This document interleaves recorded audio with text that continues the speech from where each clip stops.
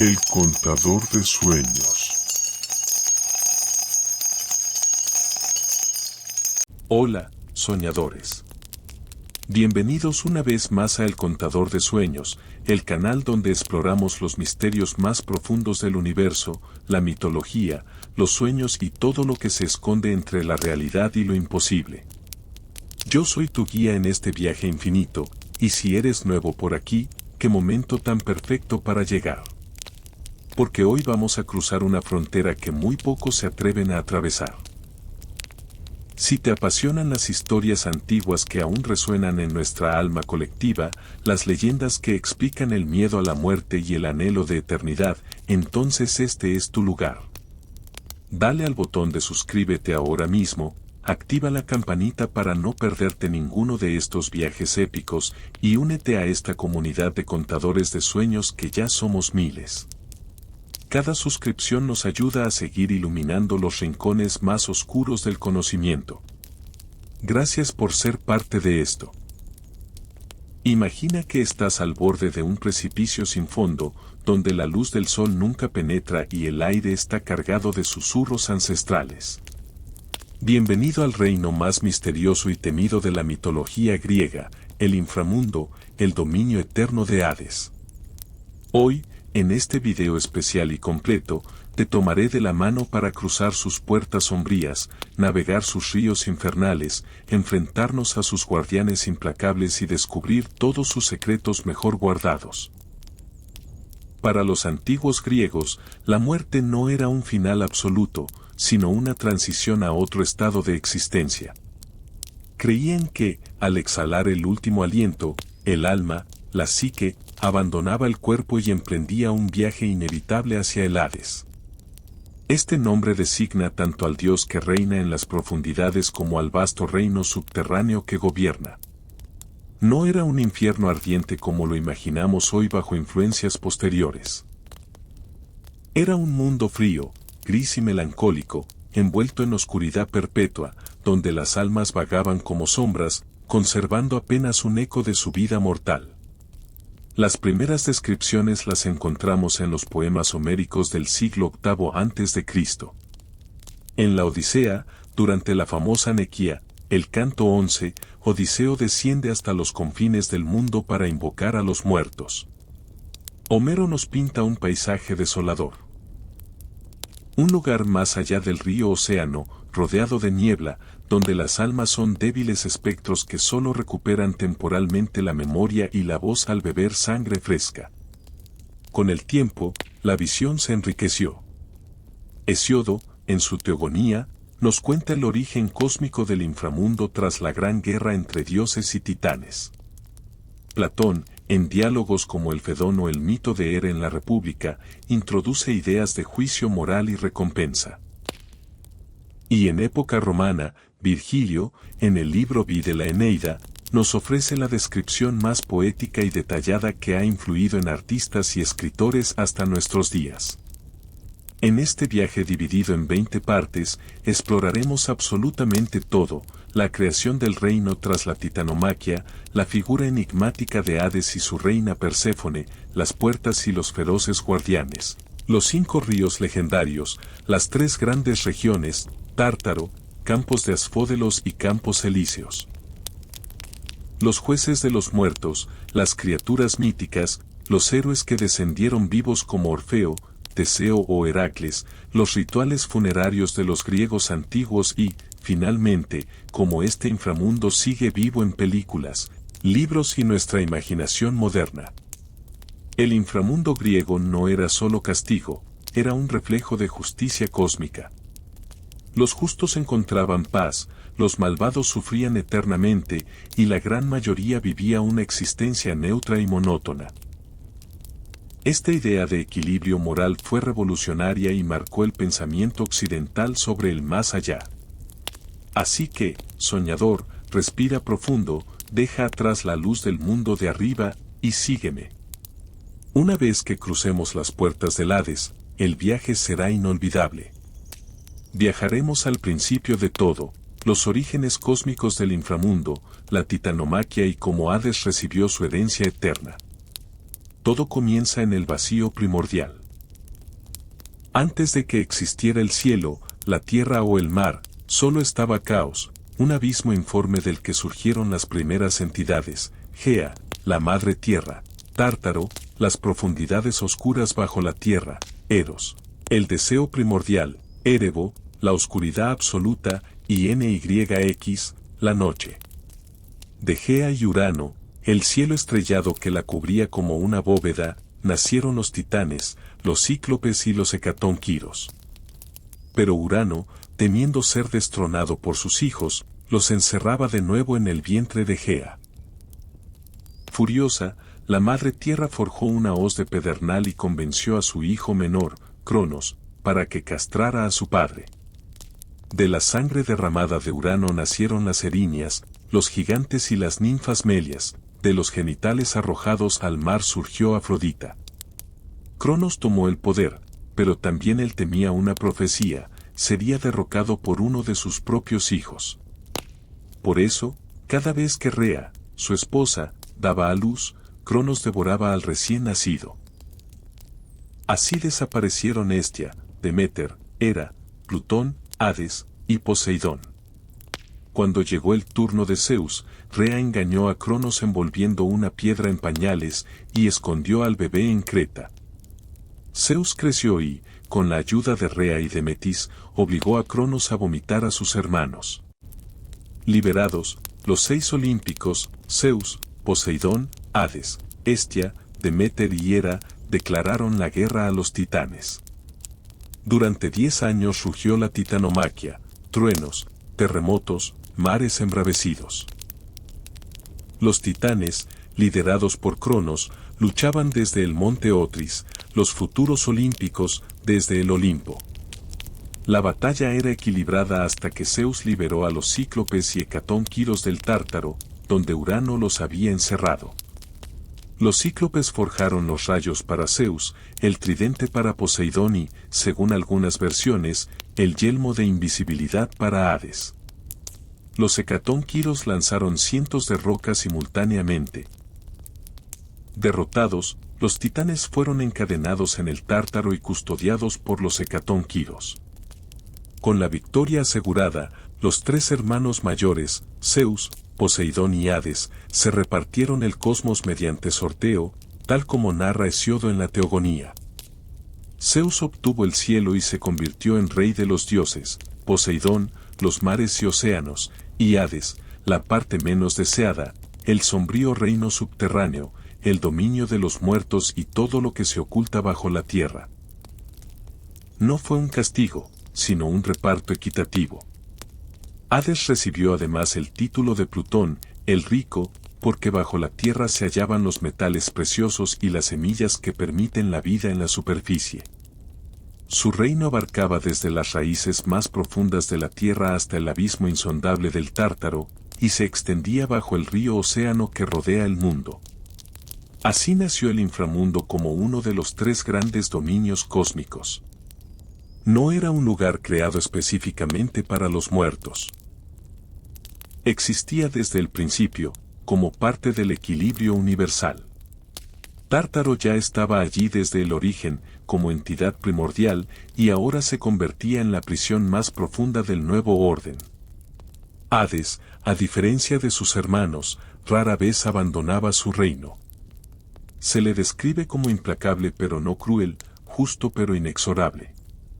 Su poder era absoluto sobre los muertos, y ni siquiera los dioses olímpicos interferían fácilmente en sus decisiones. Poseía un carro tirado por caballos negros inmortales y el yelmo de la oscuridad que lo hacía invisible, regalo de los cíclopes. De esta forma, el cosmos quedó dividido en 3 reinos interconectados, el cielo luminoso de Zeus, los mares cambiantes de Poseidón y el mundo subterráneo, frío y eterno, de Hades. La tierra y el Olimpo quedaban como espacios compartidos, pero el inframundo era exclusivamente suyo. Este reparto refleja la visión griega del equilibrio cósmico. Ningún dios lo tiene todo, y la muerte es tan poderosa y necesaria como la vida y el cielo. Sin el reino de Hades, el ciclo de la existencia estaría incompleto. En las profundidades del cosmos, donde la luz nunca llega, reina un dios que pocos mortales se atreven a nombrar directamente. Hades, el primogénito de Cronos y Rea, hermano mayor de Zeus y Poseidón, es el señor absoluto del inframundo. Los griegos lo temían tanto que evitaban pronunciar su nombre verdadero, prefiriendo eufemismos como Plutón, el rico, Polidecmon, el que recibe a muchos, o simplemente el invisible. Este miedo no nacía de la crueldad, sino del respeto profundo hacia la muerte misma, que él encarnaba. Hades no es un dios malvado. Los mitos lo describen como severo, implacable y justo, pero no sádico ni caprichoso como otros dioses podían serlo. No busca aumentar su reino robando vidas. Simplemente recibe lo que por ley natural le corresponde. Homero lo llama el inexorable y el odiado por los mortales, pero también el hospitalario, porque todos, sin excepción, terminan siendo sus huéspedes eternos. A diferencia de Zeus, que gobierna con truenos y pasiones, o Poseidón, que agita los mares con furia, Hades reina con una quietud absoluta, sentado en su trono de ébano u obsidiana, rodeado de silencio. Sus símbolos lo definen perfectamente. Lleva el cetro real, como sus hermanos, pero también la cunee, el yelmo de la oscuridad forjado por los cíclopes, que lo vuelve completamente invisible. Con él, Hades podía moverse entre los vivos sin ser visto, y también lo prestó en ocasiones a héroes como Perseo para decapitar a Medusa. Otro de sus emblemas es la cornucopia o cuerno de la abundancia, recordándonos su aspecto de Plutón. Señor de las riquezas subterráneas, metales preciosos, gemas y las semillas que permiten la fertilidad de la tierra. Porque la muerte y la vida están conectadas, lo que muere bajo la tierra alimenta lo que renace en la superficie. Su carro, tirado por 4 caballos negros inmortales de crines flameantes, surca las profundidades con rapidez aterradora. A su lado siempre está Cerbero, el perro de 3 cabezas, pero de él hablaremos más adelante. También se le asocia con el ciprés, árbol funerario por excelencia, y con el narciso, flor que jugó un papel clave en el rapto de su futura esposa. Hades casi nunca abandona su reino. Los mitos cuentan solo contadas excepciones, cuando subió a la superficie para raptar a Perséfone, cuando Asclepio resucitó muertos alterando el orden natural y Zeus lo fulminó por orden suya, o cuando Pirito y Teseo intentaron robarle a su reina. En general, permanece en su palacio subterráneo, vasto y sombrío, construido de piedra negra, con salas inmensas donde resuenan los lamentos lejanos de las almas. El palacio de Hades se describe como opulento pero frío. Tiene jardines propios, aunque sus flores son pálidas y sin aroma, los asfódelos blancos que cubren los campos de los muertos comunes. Allí, junto a su trono, se sienta Perséfone parte del año, convirtiendo el lugar en algo menos desolado cuando ella está presente. Los antiguos imaginaban banquetes eternos para las almas heroicas, pero para el rey y la reina, la existencia es solemne y apartada del bullicio olímpico. Es importante entender que Hades no juzga a los muertos. Esa tarea corresponde a los jueces infernales. Él es el soberano, el guardián del orden cósmico en el ámbito de la muerte. Ni siquiera Zeus osa contradecirlo abiertamente en asuntos de su dominio. Cuando Sísifo intentó engañar a la muerte, fue Hades personalmente quien lo atrapó y lo encadenó. Cuando Heracles pidió llevarse a Cerbero como último trabajo, Hades aceptó con una condición justa, que lo dominara sin armas. Esta justicia inflexible lo convierte en un dios temido pero respetado. Los griegos le ofrecían sacrificios negros, animales de pelaje oscuro, en hoyos cavados en la tierra, derramando la sangre directamente al suelo para que llegara hasta él. Nunca le construyeron grandes templos en la superficie, su culto era subterráneo, misterioso, celebrado en cuevas o necrópolis como la de Eleusis o el santuario de Plutón en el Ide. Hades representa la inevitabilidad. No hay pasión que lo mueva, ni ira desmedida. Solo el cumplimiento del destino. Y aunque su reino es sombrío, él es parte esencial del equilibrio del mundo. Sin Hades, no habría ciclo, la vida necesitaría la muerte para renovarse. En el corazón del inframundo no reina solo la oscuridad. Junto al trono de Hades se sienta, durante parte del año, la figura más compleja y fascinante de todo este reino, Perséfone, hija de Zeus y Deméter, conocida antes de su rapto como Coré, la doncella. Ella es la única que transforma el mundo subterráneo con su presencia, y su historia explica nada menos que el origen de las estaciones.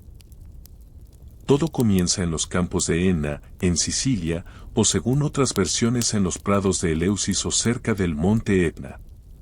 Perséfone jugaba con las ninfas oceánidas, recogiendo flores, violetas, rosas, azafranes, lirios y, sobre todo, narcisos. Gea, por orden de Zeus, había hecho brotar un narciso de 100 cabezas, de una belleza y fragancia irresistibles, para atraer a la joven. Mientras Perséfone lo arrancaba, la tierra tembló violentamente y se abrió en una grieta inmensa. De las profundidades surgió Hades en su carro dorado tirado por caballos negros inmortales. Sin mediar palabra, tomó a Perséfone en sus brazos y la arrastró al abismo. La doncella gritó pidiendo ayuda a su padre Zeus, pero el rey de los dioses había consentido el rapto en secreto. Solo Hécate, desde una cueva, y Helios, el sol que todo lo ve, fueron testigos. La tierra se cerró tras ellos, dejando apenas el eco de sus lamentos. Deméter, diosa de la agricultura y madre de Perséfone, oyó el grito de su hija y corrió desesperada por todo el mundo buscándola. Durante 9 días y 9 noches vagó sin comer ni beber ambrosía, portando antorchas encendidas. Al 10º día, Hécate la guió hasta Helios, quien le reveló la verdad. Zeus había entregado a Perséfone a su hermano Hades para que fuera su esposa y reina del inframundo. La furia y el dolor de Deméter fueron inmensos. Abandonó el Olimpo, se disfrazó de anciana y vagó entre los mortales. Mientras durara su duelo, hizo que la tierra se volviera estéril, las semillas no germinaban, los campos se secaban, el ganado moría de hambre. La humanidad entera estaba al borde de la extinción. Zeus, alarmado, envió mensajeros para calmarla, pero Deméter respondió que no volvería al Olimpo ni permitiría que la tierra fructificara hasta recuperar a su hija. Finalmente, Zeus cedió en parte. Ordenó a Hades que devolviera a Perséfone. Pero el dios del inframundo, astuto, ofreció a la joven un grano de granada, fruto dulce y rojo como la sangre. Perséfone, ya no tan asustada y quizás sintiendo un afecto naciente por su esposo, comió 6 semillas, o 4, según algunas versiones. Ese acto la ató irrevocablemente al reino de los muertos. Quien prueba alimento del inframundo queda ligado a él para siempre. Zeus impuso entonces el famoso compromiso, narrado en el himno homérico a Deméter. Perséfone pasaría 1/3 del año, o la mitad, según versiones posteriores, con Hades como reina del inframundo, y los 2/3 restantes con su madre en la superficie. Cuando Perséfone sube, Deméter se llena de alegría y la tierra florece, es la primavera y el verano. Cuando desciende de nuevo al mundo subterráneo, Deméter se entristece y la tierra se enfría y se vuelve árida, otoño e invierno. Así, Perséfone se convierte en un ser dual. En la superficie es Coré, la doncella alegre de la primavera, en las profundidades es Perséfone, la temida reina de los muertos, sentada al lado de Hades recibiendo a las almas. Los antiguos la representaban de 2 formas, joven y luminosa cuando está con Deméter, o severa y majestuosa con corona y cetro junto a su esposo. Su relación con Hades no es solo de rapto y sumisión. Con el tiempo, los mitos sugieren un matrimonio real, aunque desigual.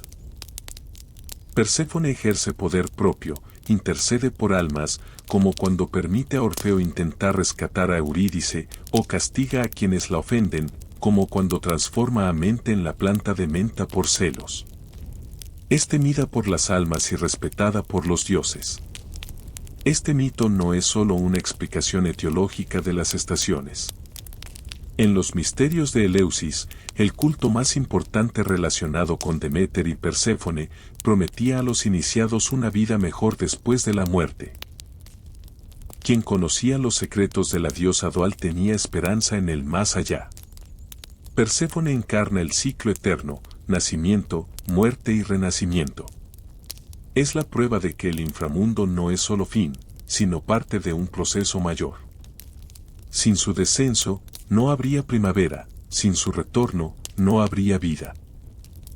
El inframundo no tiene una única puerta grandiosa como imaginamos en épocas posteriores.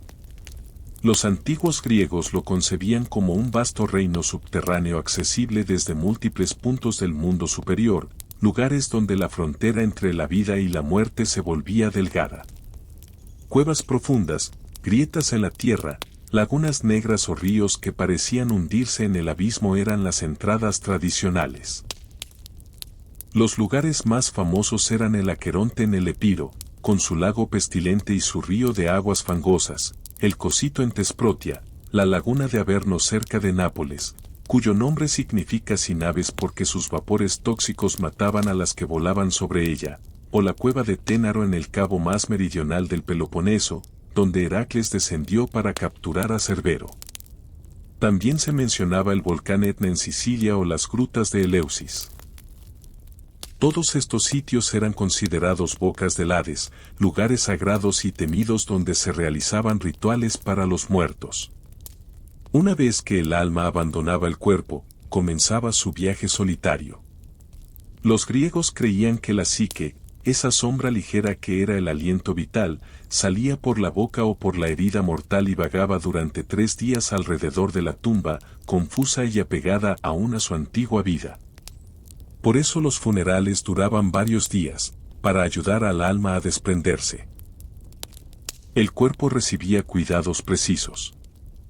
Se le cerraban los ojos y la boca, se le colocaba una moneda, el óvulo, bajo la lengua como pago al barquero, y se le ungía con aceites. Luego venía la procesión fúnebre, la cremación o inhumación, y banquetes rituales. Si estos ritos no se cumplían, el alma podía quedar atrapada como un fantasma errante, incapaz de cruzar. Tras separarse definitivamente, el alma emprendía el camino hacia los confines del mundo conocido, más allá del río océano que rodea la tierra.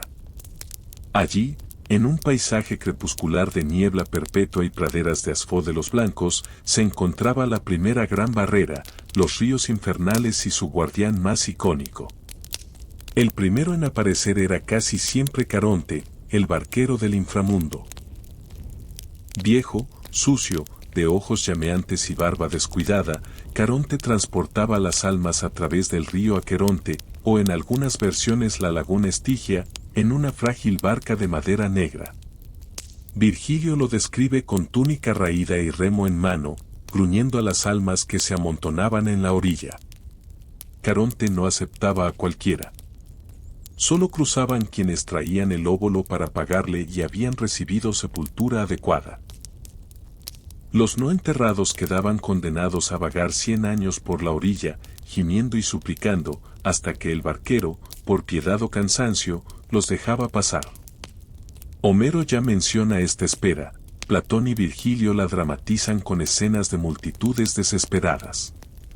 Una vez pagado el pasaje, el alma subía a la barca y cruzaba las aguas turbias. El viaje era silencioso y solemne, ningún alma hablaba. Al llegar a la otra orilla, se encontraba con la segunda gran barrera. Las puertas del Hades propiamente dichas, custodiadas por el más feroz de todos los guardianes. Cerbero, el perro de 3 cabezas, o 50 según Hesiodo, hijo de Equidna y Tifón, vigilaba la entrada para que ningún vivo entrara y ningún muerto saliera sin permiso.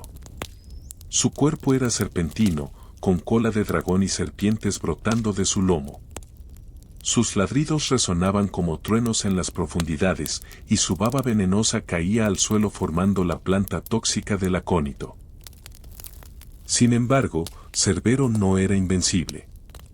Orfeo lo adormeció con su lira, Heracles lo dominó con fuerza bruta y lo arrastró encadenado hasta Micenas, Sibila de Cumas le arrojó un pastel drogado con miel y hierbas somníferas para guiar a Eneas.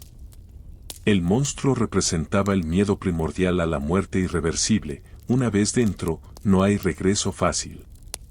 Tras pasar a Cerbero, el alma entraba finalmente en el reino propiamente dicho.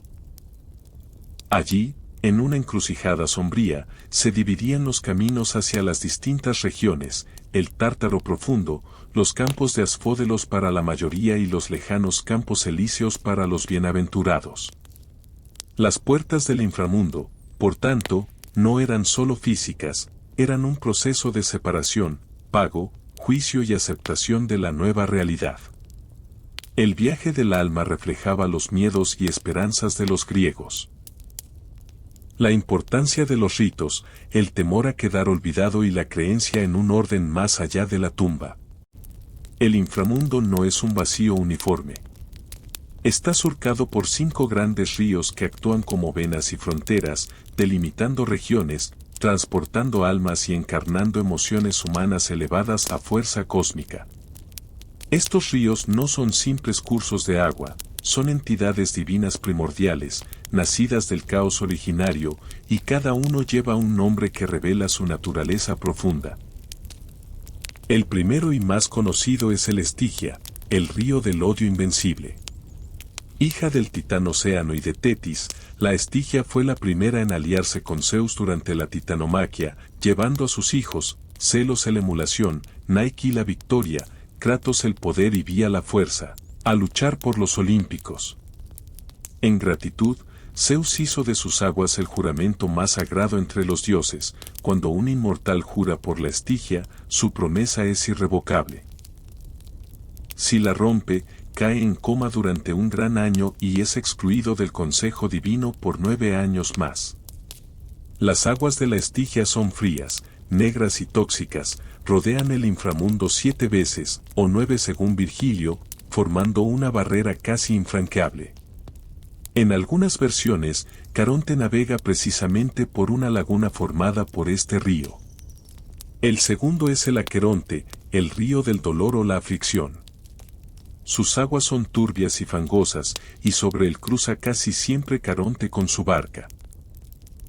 El Aqueronte nace en el mundo superior, en el Epiro, y se hunde en la tierra para llegar al inframundo, simbolizando el paso definitivo de la vida a la muerte.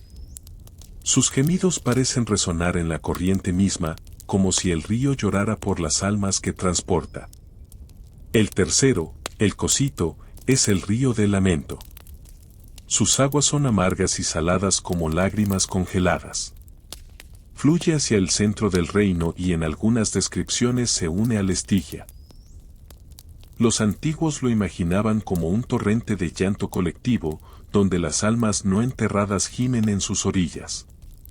En el castigo de los malvados, algunos son sumergidos en el Cosito para expiar sus crímenes con frío eterno. El cuarto es el Flegetonte o Piriflegetonte, el río del fuego ardiente. A diferencia de los otros, sus aguas arden con llamas azules que no consumen, un fuego frío que quema sin destruir. Rodea las regiones de castigo y alimenta el lago de fuego del Tártaro. Los criminales más graves son arrojados a sus corrientes para sufrir tormento perpetuo. Virgilio lo describe como un torrente de llamas rugientes que ilumina parcialmente la oscuridad del inframundo. El quinto y más misterioso es el Lete, el río del olvido. Sus aguas son tranquilas, claras y dulces. Toda alma que llega al inframundo, antes de ser juzgada o asignada a su región definitiva, debe beber del Lete para olvidar los detalles de su vida mortal. Este olvido no es total. Quedan ecos, sombras de recuerdos, pero el dolor agudo, las pasiones intensas y los apegos se disuelven. Solo así puede el alma aceptar su nueva existencia como sombra. En los campos elíseos existe una variante. Algunos poetas hablan de un río opuesto, el mnemosine, el de la memoria, reservado para los iniciados en los misterios o los héroes, que conservan su conciencia plena. Estos 5 ríos confluyen en el centro del inframundo, en una gran laguna pantanosa llamada la Ciénaga Estigia o simplemente la laguna. Allí se amontonan las almas recién llegadas, esperando el juicio. Los ríos no solo delimitan espacios, encarnan el proceso emocional de la muerte. El odio que separa del mundo vivo, Estigia, el dolor del tránsito, Aqueronte, el lamento por lo perdido, Cosito, el fuego purificador del castigo, Flegetonte. Y, finalmente, el olvido necesario para la paz, Lete. Los dioses mismos respetan estos ríos. Incluso Iris, la mensajera, recoge agua del Estigia para los juramentos divinos. Aquiles fue sumergido en sus aguas por Tetis para volverse invulnerable, salvo el talón. Los ríos son tan antiguos como el cosmos y tan poderosos como los mismos olímpicos. En la geografía del inframundo, los ríos actúan como fosos concéntricos. El Estigia como barrera externa, el Aqueronte como puerta de entrada, Cosito y Flegetonte rodeando el Tártaro, y el Lete fluyendo por los campos de Asfódelos hacia los Elíseos. Cruzarlos es irreversible, beber de ellos, transformador. Así, el reino de Hades está vivo con el flujo constante de estas aguas primordiales, recordándonos que la muerte no es quietud absoluta, sino un movimiento eterno de emociones cristalizadas en corrientes divinas. Una vez cruzados los ríos y las puertas, el inframundo se abre en 3 grandes regiones, tan distintas como los destinos que esperan a las almas. No todos los muertos sufren el mismo fin. Los griegos imaginaban un más allá dividido según la vida que cada uno había llevado. Esta idea de justicia póstuma, aunque no tan rígida como en tradiciones posteriores, marcaba una diferencia radical con visiones más uniformes de la muerte. La región más profunda y aterradora es el Tártaro. No es solo una parte del inframundo, originalmente era una entidad primordial, tan antigua como Gea y Urano, un abismo oscuro situado tan abajo de la tierra como el cielo está arriba. Hesíodo dice que un yunque de bronce tardaría 9 días y 9 noches en caer desde la superficie hasta el Tártaro. Tras la titanomaquia, se convirtió en la prisión eterna de los derrotados. Allí yacen encadenados los titanes, custodiados por los hecatónquiros de 100 brazos.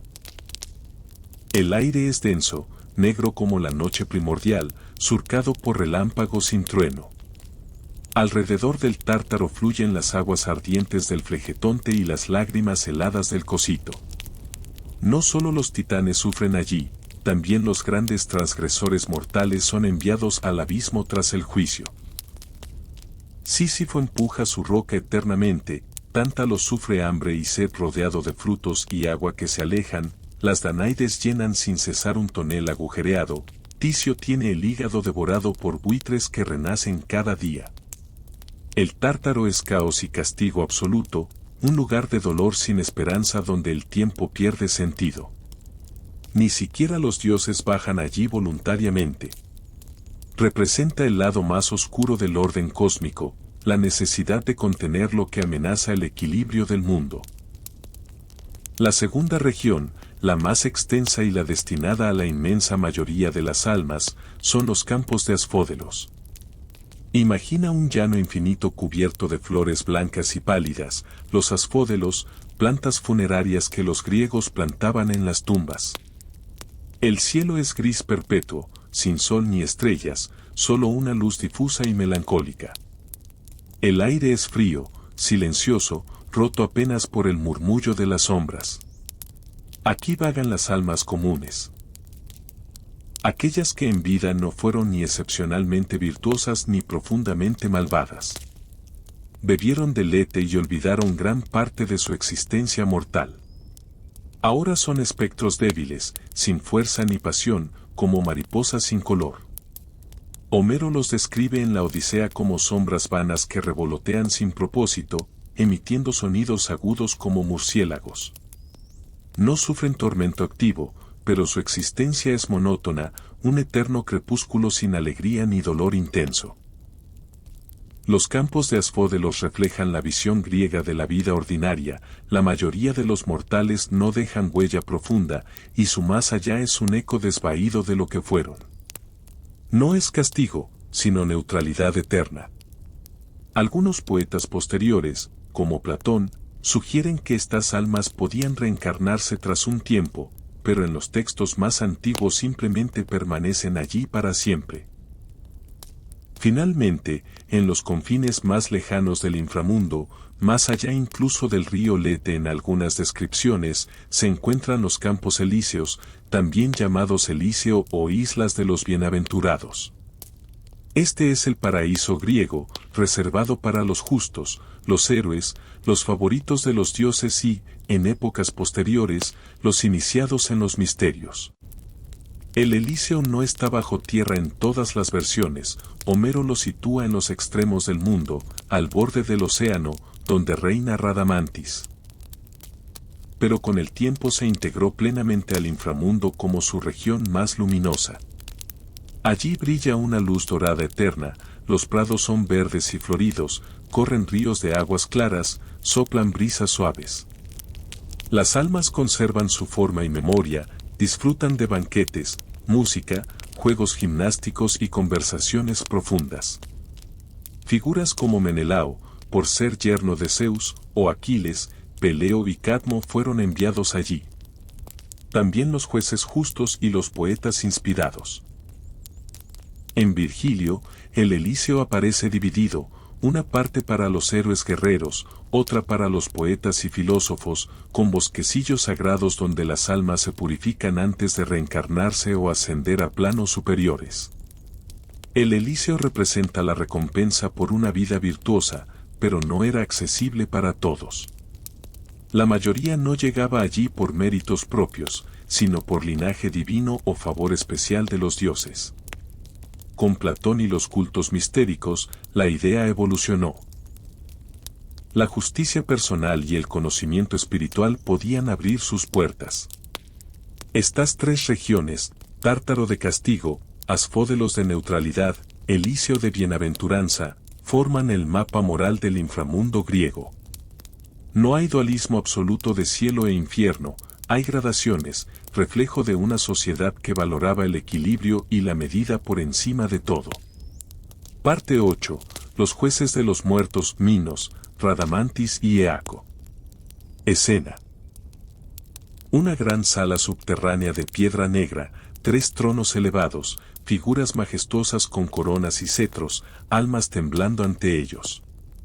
Música solemne con coros graves y un eco que resuena como sentencia. En el centro del inframundo, justo después de cruzar los ríos y antes de que las almas sean enviadas a su destino definitivo, se encuentra el lugar del juicio. Allí, en una vasta pradera sombría conocida como la encrucijada o el prado de la verdad, 3 figuras imponentes deciden el destino eterno de cada psique. No es Hades quien juzga, ni Perséfone, esa tarea recae sobre los 3 jueces de los muertos, hijos de Zeus, hombres que en vida fueron reyes legendarios por su justicia implacable. El primero es Minos, rey de Creta, hijo de Zeus y Europa. En vida gobernó con leyes sabias, fundó ciudades y recibió las leyes directamente de su padre en la cueva del monte Ida. Homero lo describe en la Odisea sosteniendo un cetro de oro mientras juzga a las almas, resolviendo disputas incluso después de la muerte. Minos es el juez supremo, preside el tribunal, da la sentencia final y tiene autoridad sobre las apelaciones. Las almas que llegan ante él tiemblan, porque su palabra es inapelable. A su derecha se sienta Radamantis, hermano de Minos, también hijo de Zeus y Europa. Exiliado de Creta por un crimen involuntario, fundó ciudades en Asia Menor y fue célebre por su rectitud absoluta. Los antiguos lo consideraban el más justo de todos los mortales. Por eso, en el inframundo, Radamantis juzga principalmente a las almas provenientes de Europa y Asia, y es quien decide quién merece los campos elíseos. En algunas versiones homéricas, reina directamente sobre el Elíseo, gobernando a los bienaventurados con la misma equidad que mostró en vida.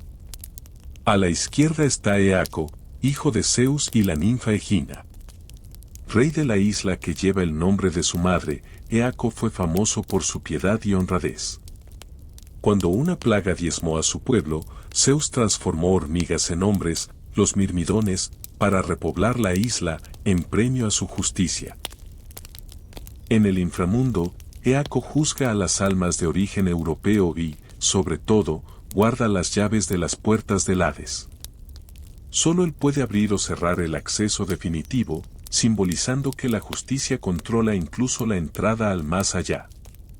Los tres forman un tribunal perfecto, Minos como árbitro final, Radamantis como experto en virtud, Eaco como guardián del umbral.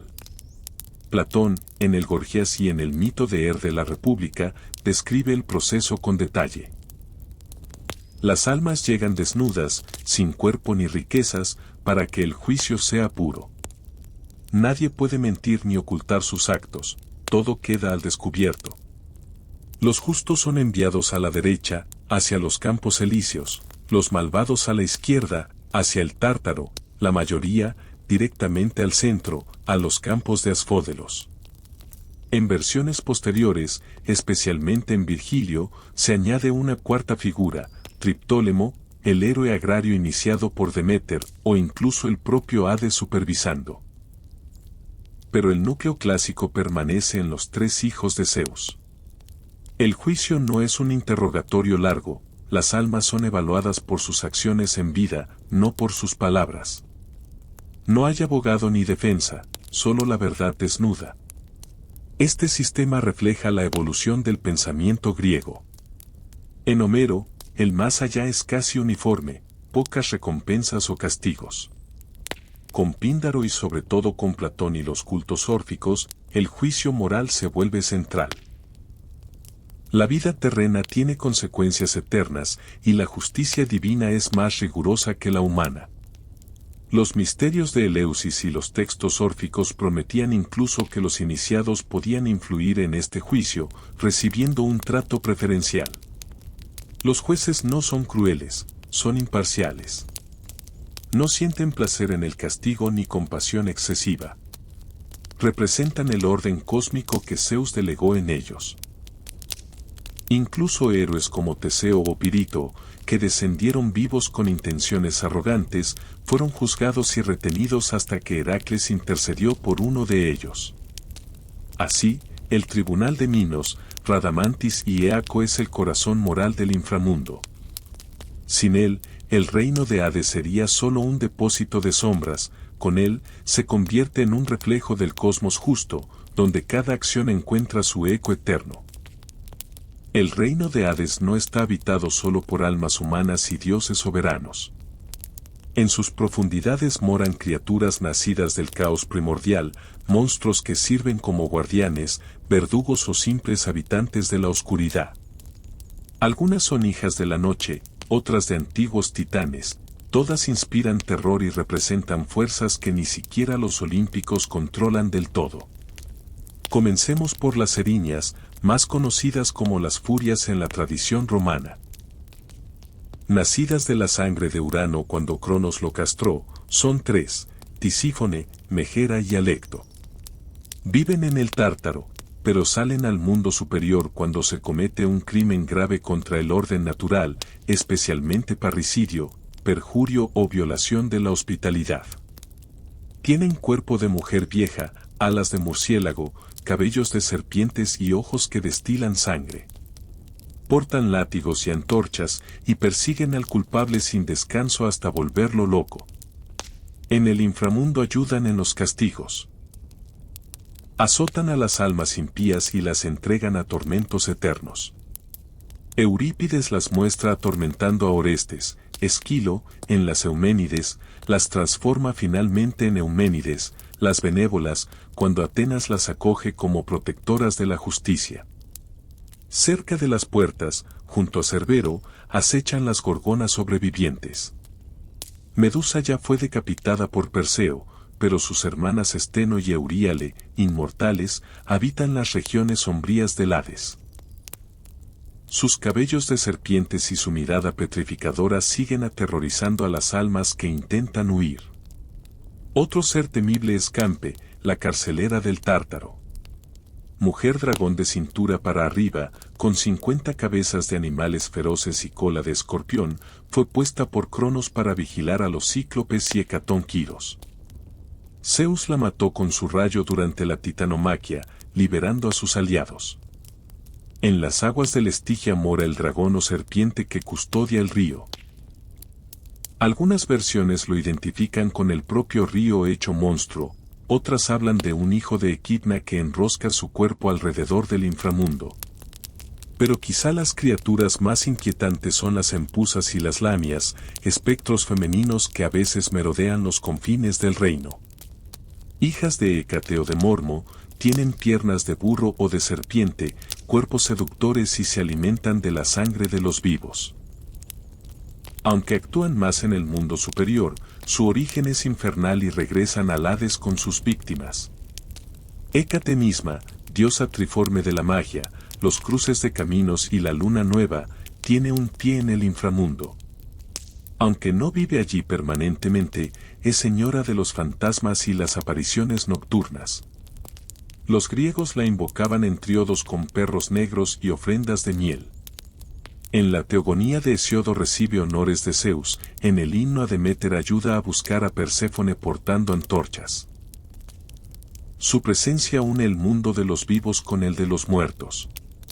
No podemos olvidar a las Queres, espíritus femeninos de la muerte violenta.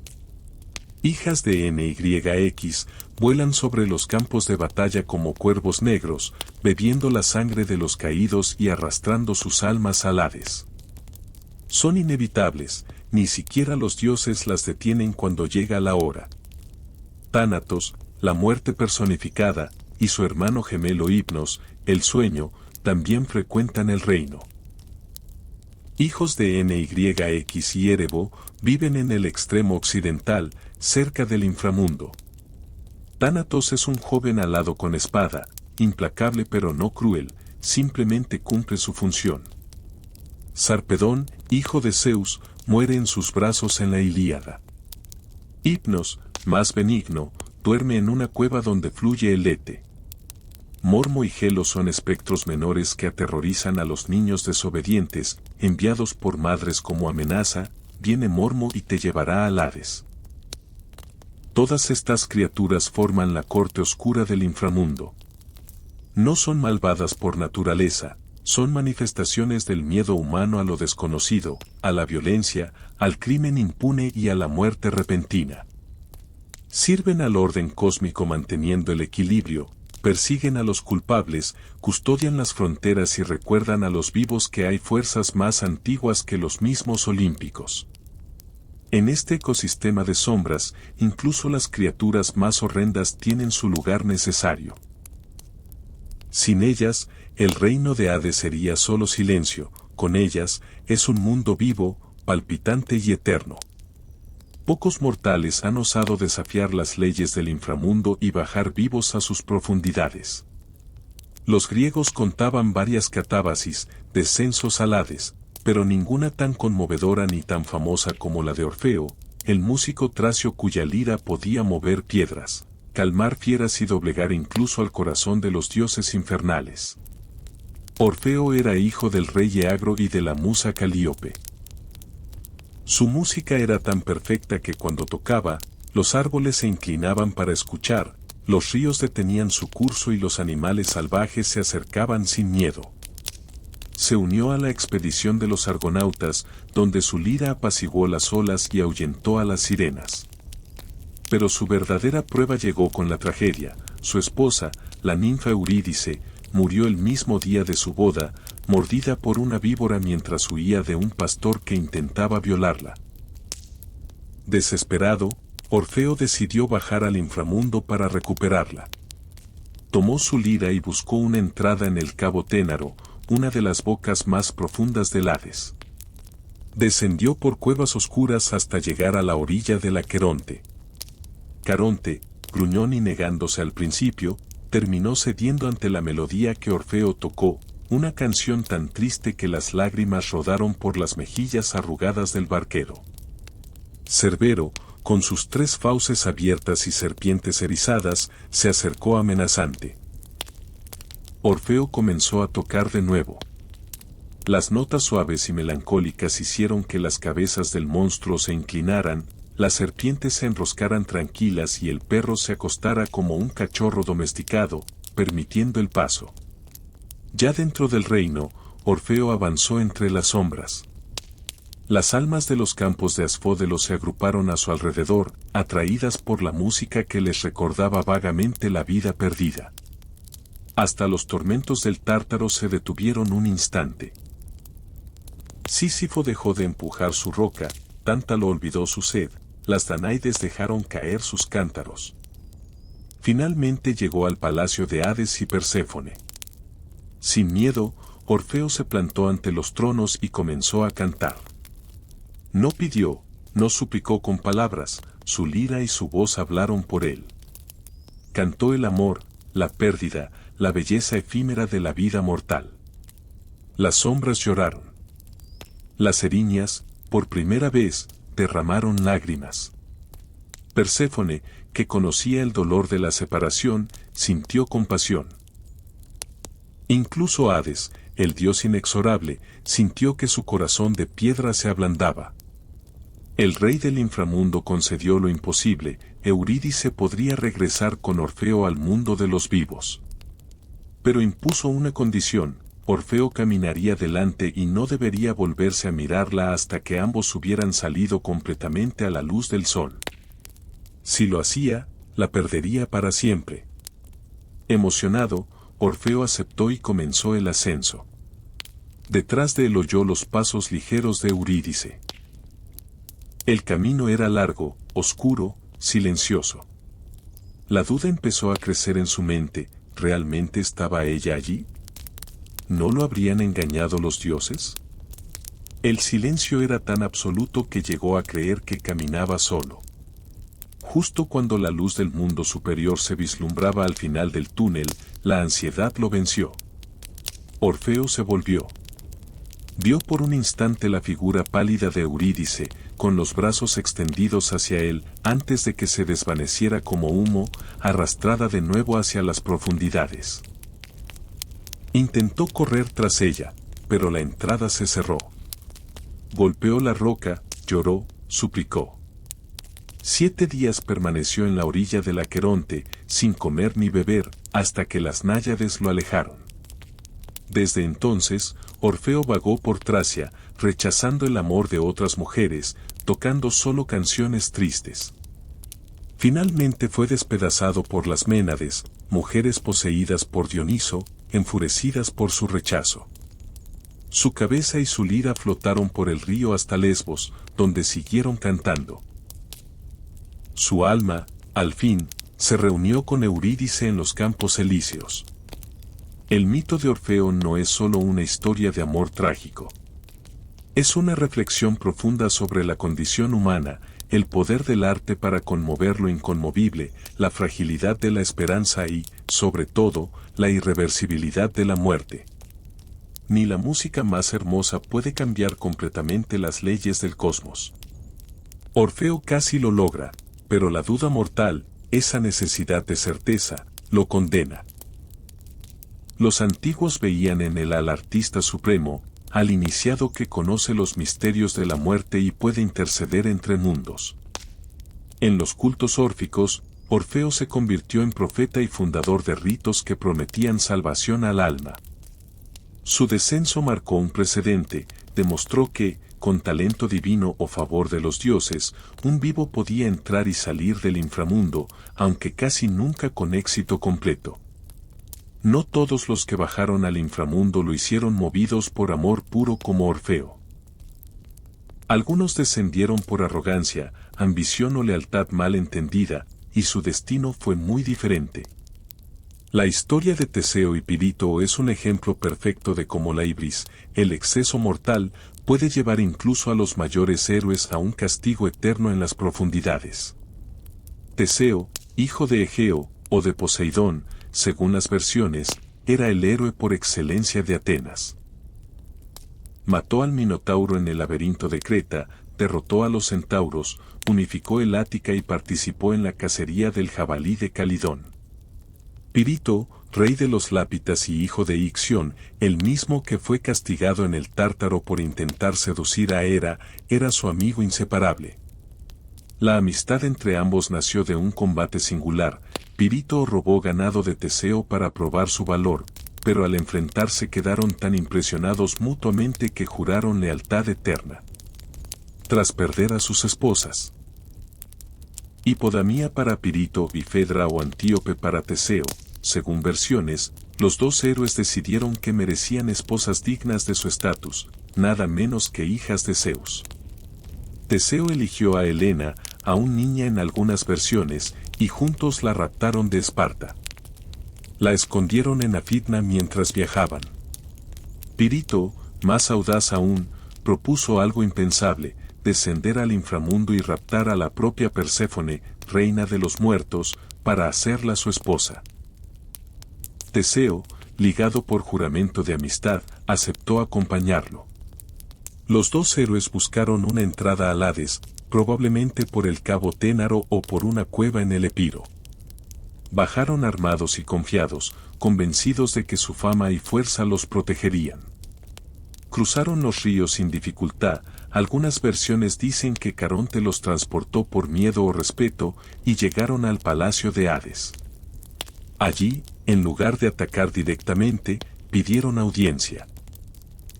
Hades, astuto y hospitalario en apariencia, los invitó a sentarse en tronos de piedra negra preparados para honrar a los visitantes. Apenas se acomodaron, cadenas invisibles o raíces de la tierra misma brotaron y los ataron irremovablemente a los asientos. El trono era el famoso trono del olvido. Quien se sentaba en él perdía la memoria y la voluntad, quedando paralizado para siempre. Los héroes sufrieron tormento indescriptible. Las erinias los flagelaban, serpientes los mordían, y el peso de su propia arrogancia los aplastaba.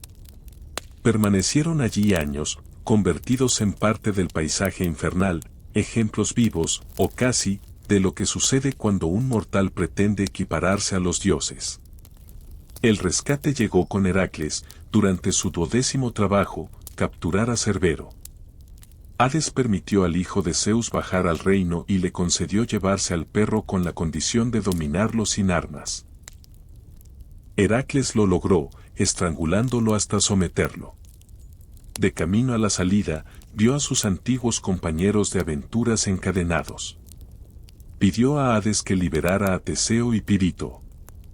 El dios del inframundo, respetando la fuerza y la piedad de Heracles, accedió en parte.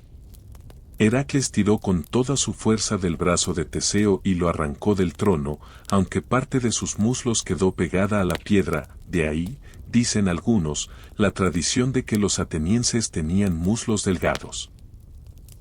Teseo quedó libre, aunque marcado para siempre.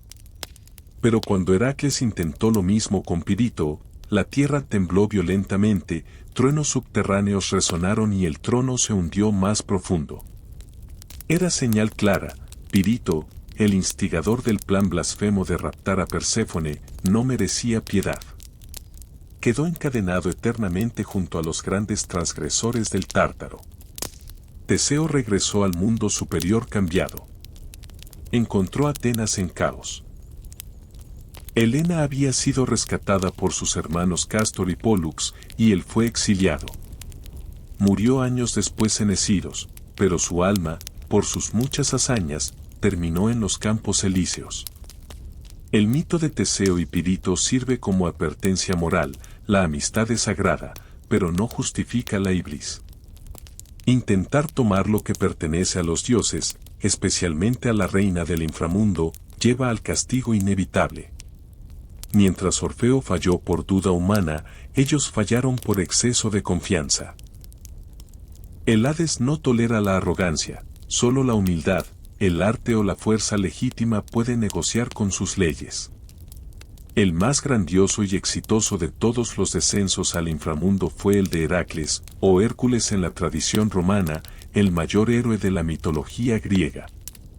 Su catábasis no fue por amor ni por arrogancia, sino como culminación de sus famosos 12 trabajos impuestos por Euristeo, rey de Micenas, bajo la influencia de Hera. El 12º y último trabajo fue el más temido. Capturar vivo a Cerbero, el perro guardián de las puertas del Hades, y llevarlo a la superficie para mostrarlo a Euristeo. Ningún mortal había logrado algo semejante. Cerbero no era un perro común, sus 3 cabezas, o 50 en versiones antiguas, podían devorar a cualquiera, su cola terminaba en dragón, serpientes brotaban de su lomo y su baba generaba la planta venenosa del acónito. Heracles sabía que no bastaba la fuerza bruta. Primero necesitaba ser iniciado en los misterios de Eleusis para purificarse y obtener protección divina en el más allá.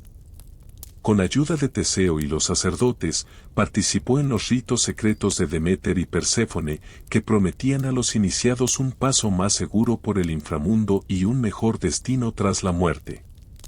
Purificado, Heracles buscó la entrada más directa, la cueva del cabo Ténaro, en el extremo sur del Peloponeso, una grieta profunda considerada puerta principal del Hades.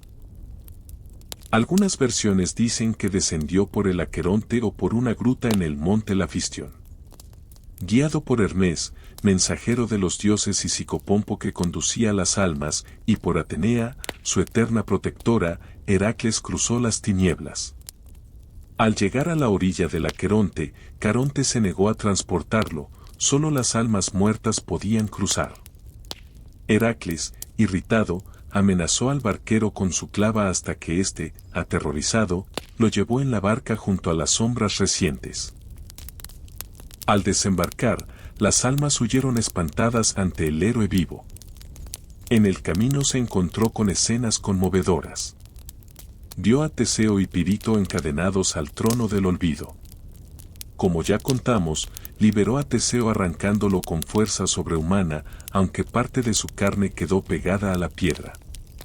Pirito permaneció atrapado para siempre. Más adelante, Heracles encontró al pastor Menetes, servidor de Hades, que cuidaba los rebaños negros del dios. Al verlo, Menetes lo desafió. Heracles lo abrazó con tal fuerza que le rompió las costillas, pero Perséfone intercedió y lo dejó vivir. Finalmente llegó al trono de Hades. No atacó ni exigió con violencia. Con respeto, explicó su misión. Euristeo le había ordenado traer a Cerbero como prueba final. Hades, impresionado por la audacia y la cortesía del héroe, aceptó con una condición clara: Heracles debía dominar al monstruo sin usar armas, ni arco, ni flechas, ni clava. Solo con sus manos y su fuerza. Heracles encontró a Cerbero vigilando las puertas. El perro se lanzó furioso, ladrando con sus 3 fauces, serpientes siseando y cola de dragón azotando. Heracles, protegido por la piel impenetrable del león de Nemea, se abalanzó sobre él. Agarró las 3 gargantas a la vez, apretando con brazos como columnas.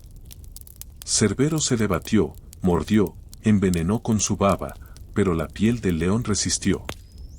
Finalmente, el monstruo se rindió, jadeando y sometido. Encadenado con una cadena adamantina forjada por Hefesto, Heracles arrastró a Cerbero hacia la salida. El perro aullaba, sus cabezas gimiendo, dejando un rastro de baba que hacía brotar acónito en la tierra. Al emerger en Ténaro, la luz del sol cegó al monstruo, que vomitó bilis venenosa, de ahí otra planta tóxica, según los botánicos antiguos. Heracles llevó a Cerbero a Micenas y lo mostró a Euristeo, que, aterrorizado, se escondió dentro de un pitos de bronce. Cumplido el trabajo, Heracles devolvió al perro al inframundo, donde volvió a su puesto eterno.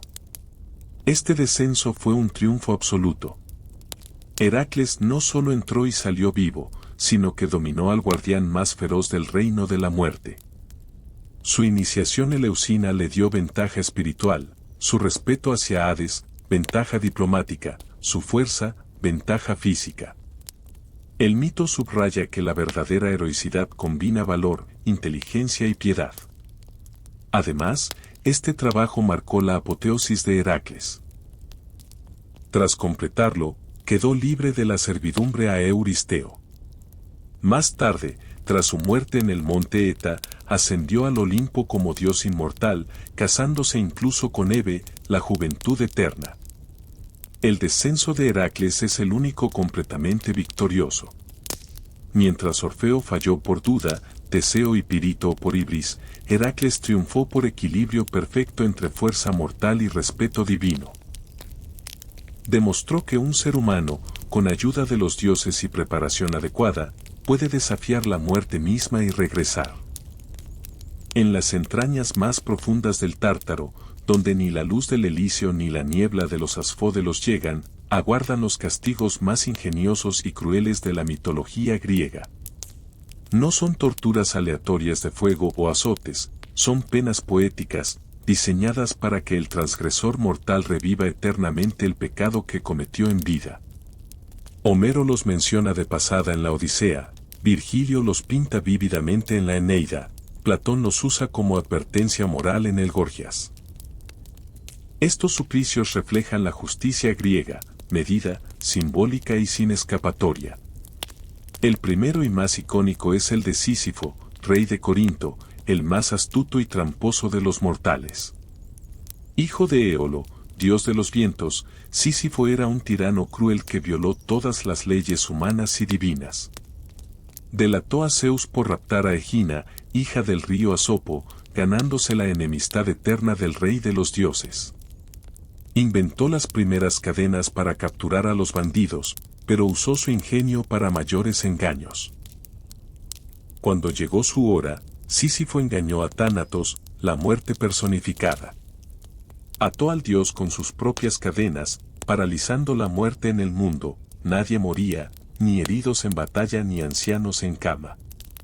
Los dioses enviaron a Ares para liberarlo, pero Sísifo ordenó a su esposa Mélope no realizar ritos funerarios, dejándolo sin óvulo para Caronte. Al llegar al inframundo sin pago, Sísifo suplicó a Perséfone dejarlo regresar para castigar a su esposa negligente. La reina, compasiva, lo permitió. De vuelta en Corinto, Sísifo se negó a morir. Reinó feliz 30 años más, hasta que Hermes lo arrastró de nuevo al Hades. Su castigo, empujar eternamente una enorme roca por una colina empinada del Tártaro.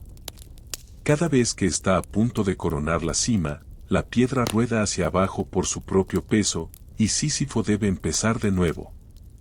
Sudoroso, jadeante, con músculos ardiendo, revive el ciclo infinito. Su astucia lo condenó a la futilidad eterna, esfuerzo sin fin, sin fruto.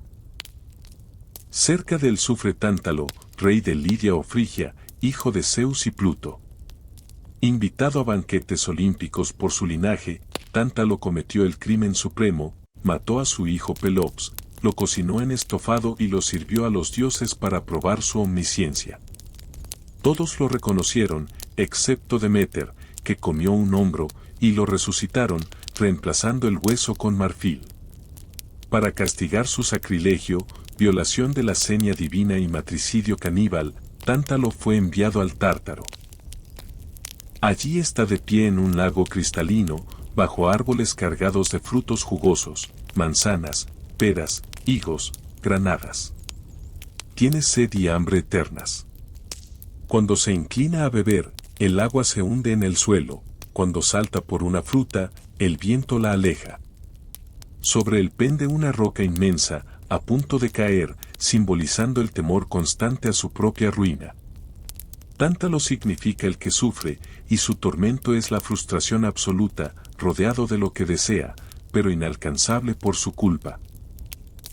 Las Danaides, las 50 hijas del rey Danao de Libia, ocupan otro rincón del abismo. Danao, temiendo una profecía, casó a sus hijas con los 50 hijos de su hermano Egiptos, pero ordenó que los asesinaran en la noche de bodas. 49 lo hicieron, clavando dagas en sus esposos dormidos, solo Hipermestra salvó a su marido Linceo por piedad o amor. Los 49 asesinas fueron juzgadas por Minos y condenadas por matricidio, matrimonio como lazo sagrado. Su castigo: llenar eternamente un tonel agujereado o barril sin fondo en las orillas del cocito. Vierten agua con conchas o cráteras, pero el líquido se escapa por los huecos infinitos. El tonel nunca se llena, y ellas repiten el gesto para siempre, simbolizando la esterilidad de su crimen, derramar sangre sin fin, incapaz de crear vida o plenitud. Hipermestra, la piadosa, fue perdonada y casada con Linceo, fundando dinastías argivas. Otros suplicios poblan el Tártaro. Ixión, suegro de Pirito, atado a una rueda de fuego giratoria por intentar violar a Hera, Zeus creó un fantasma de la diosa para probarlo. Ticio, gigante que quiso poseer a Leto, con 2 buitres royéndole el hígado regenerado diariamente, como Prometeo en el Cáucaso. Salmoneo, que imitó los rayos de Zeus, aplastado por un trueno real. Estos castigos no son sádicos, son catárticos. Homero los ve como excepciones para grandes pecadores, Platón como lecciones para todos. En el mito de las almas eligen su próxima vida viendo estos tormentos, aprendiendo que la ibris lleva a la ruina eterna. Virgilio añade a los suicidas colgados de árboles, los blasfemos sumergidos en ríos hirvientes, los traidores en pantanos de fuego. El Tártaro, custodiado por los hecatónquiros, es el correctivo cósmico. Recuerda que los dioses toleran mucho, pero no la transgresión del orden natural, engaño a la muerte, sacrilegio familiar, imitación divina. En su eternidad cíclica, estos héroes caídos encarnan la tragedia griega, grandeza caída por un defecto fatal. Parte 14. Rituales funerarios griegos honrando a los muertos para asegurar su paso. Escena: noche en un cementerio antiguo, antorchas iluminando una procesión silenciosa, figuras vestidas de blanco derramando libaciones sobre una tumba, olor imaginario a miel, vino y aceite quemado. Música solemne con flautas y tambores lentos. Los antiguos griegos no veían la muerte como un evento aislado, sino como un proceso largo que involucraba a toda la comunidad. Los rituales funerarios no eran solo duelo, eran obligaciones sagradas hacia el difunto y hacia los dioses infernales. Si no se cumplían correctamente, el alma podía quedar atrapada entre mundos, convertida en fantasma vengativo o condenada a vagar 100 años en las orillas del Aqueronte. Cada paso tenía un propósito preciso: cerrar el ciclo de la vida, apaciguar al muerto y garantizar su llegada pacífica al reino de Hades. Todo comenzaba en el momento mismo de la muerte. Cuando alguien exhalaba el último aliento, los familiares más cercanos, generalmente mujeres, cerraban sus ojos y boca con delicadeza, para que el alma no quedara abierta al mundo. Se emitía un grito ritual, el ololujé, un lamento agudo que anunciaba la pérdida a los vecinos y a los dioses. Luego lavaban el cuerpo con agua caliente, lo ungían con aceites aromáticos y lo vestían con túnicas blancas limpias, a menudo la mejor ropa del difunto. Un elemento crucial era el óbolo, una moneda pequeña, generalmente de bronce, colocada bajo la lengua o en la boca. Era el pago a Caronte por el pasaje a través del río. Sin él, el alma quedaba varada eternamente. En tumbas arqueológicas de todo el mundo griego se han encontrado estas monedas, prueba de cuán arraigada estaba la creencia. El cuerpo se exponía en la casa durante un día o más, en un lecho elevado llamado prótesis. Familiares y amigos venían a velarlo, mujeres profesionales, las plañideras, cantaban trenos, lamentos poéticos que exaltaban las virtudes del muerto. Este velatorio permitía al alma vagar cerca de su antiguo hogar antes de partir definitivamente. Al amanecer del tercer día, o antes, para evitar la descomposición, comenzaba la ekpora, la procesión fúnebre. El cuerpo era llevado en un carro o en hombros hacia la necrópolis, fuera de las murallas de la ciudad. Los hombres marchaban delante, las mujeres detrás, todos vestidos de blanco o gris, con el cabello cortado en señal de duelo. Se cantaban himnos, se golpeaban pechos y se rasgaban las mejillas. La ley ateniense de Solón limitó estos excesos para evitar ostentación, pero la emoción era intensa. La cremación o inhumación dependía de la época y la región. En la Grecia homérica predominaba la cremación, se construía una pira enorme, se colocaba el cuerpo con sus pertenencias, se sacrificaban animales, ovejas, bueyes, incluso caballos o perros favoritos, y se encendía el fuego. Las cenizas se recogían en una urna y se enterraban con ofrendas. En la Grecia clásica, especialmente en Atenas, la inhumación en sarcófagos o tumbas cavadas se volvió más común, aunque la cremación nunca desapareció. Sobre la tumba se levantaba un monumento. Estela, columna, vaso o figura escultórica que representaba al difunto, hombre de pie, mujer sentada, guerrero armado. Estas estelas, muchas conservadas en museos, muestran escenas de despedida, el muerto estrechando la mano de los vivos, simbolizando la separación definitiva. Pero los rituales no terminaban con el entierro. Al tercer día, noveno día y 30º día después de la muerte se realizaban ofrendas llamadas trita, enata y triacada. Libaciones de vino, miel, leche, aceite y agua derramadas directamente en la tierra o en tubos que llegaban a la tumba. Se sacrificaban animales negros, ovejas o corderos, y su sangre se dejaba fluir hacia el suelo para alimentar al alma. Parte de la carne se quemaba para los dioses ctónicos, parte se comía en un banquete comunitario. Cada año, en fechas específicas como las Genesia o las Nemesia, las familias regresaban a las tumbas para nuevas ofrendas. Flores, coronas, pasteles de miel, huevos y frutas. Se limpiaba la tumba, se ungía la estela con aceite y se hablaba al difunto como si aún escuchara. Los griegos distinguían entre culto privado a los antepasados familiares y culto público a los héroes. Los muertos comunes recibían estas atenciones domésticas, los héroes, fundadores, guerreros legendarios, tenían santuarios donde se les sacrificaba como a semidioses. El miedo a los muertos no enterrados o no honrados era profundo. Se creía que sus almas volvían como fantasmas, pasmata o ídola, causando enfermedades, pesadillas o maldiciones. Por eso, en tiempos de guerra, se hacía todo lo posible por recuperar y enterrar cuerpos, incluso enemigos. Patroclo, en la Ilíada, aparece en sueño a Aquiles suplicando sepultura para poder cruzar el río. Estos rituales no eran solo superstición, eran acto de piedad, de continuidad familiar y social. Honrar a los muertos mantenía el orden cósmico. El alma, apaciguada, llegaba al inframundo en paz, el olvido o negligencia la convertía en amenaza. Así, cada tumba griega era un puente entre mundos, un lugar donde los vivos alimentaban a los muertos, y los muertos, en silencio, protegían o recordaban a los vivos que un día cruzarían el mismo umbral. En el corazón de las creencias griegas sobre el inframundo late un culto secreto que transformó el miedo a la muerte en esperanza, los misterios de Eleusis. Celebrados en el santuario de Deméter y Perséfone, a pocos kilómetros de Atenas, estos ritos anuales prometían a los iniciados, mistai, no solo una comprensión profunda del ciclo de la vida y la muerte, sino una existencia privilegiada en el más allá. Por casi 2000 años, desde la época micénica hasta el siglo IV después de Cristo, miles de griegos, y luego romanos, viajaron a Eleusis buscando esa promesa.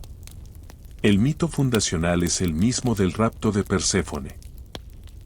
Deméter, desesperada por la pérdida de su hija, llegó a Eleusis disfrazada de anciana.